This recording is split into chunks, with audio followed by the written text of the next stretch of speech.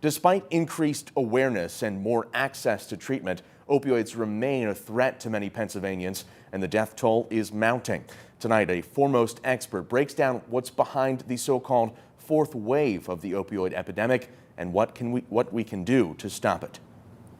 It's raging nationwide. The opioid crisis is an ongoing silent killer in Pennsylvania and the country, and showing no signs of slowing down. We often talk about the opioid crisis in waves, and the fourth wave is being considered the fentanyl wave. Dr. Asif Ilyas is the president of the Rothman Opioid Foundation and a professor at Thomas Jefferson University. Knowing the risk of addiction, Ilyas says doctors are giving fewer opioids, prescribing 30 to 40% less, according to Rothman's research. But a deadly trend persists. We're not necessarily seeing a decrease in opioid-related deaths, and that's really because now what's driving deaths from opioids is not prescription opioids, but it's really fentanyl, which is a synthetic opioid that can be made illegally.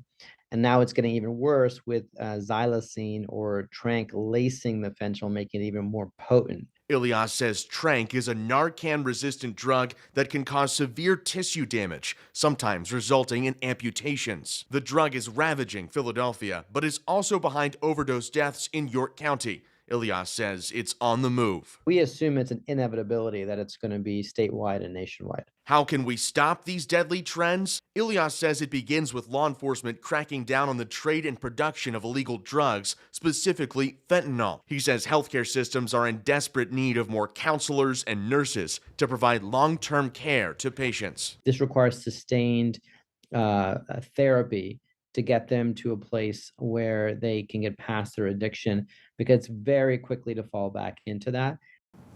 And earlier this week, healthcare providers met with state lawmakers to ask for help, hoping to remove regulations they say are keeping them from seeing more opioid patients. You can find that story and much more on Pennsylvania's opioid crisis on our website, fox43.com.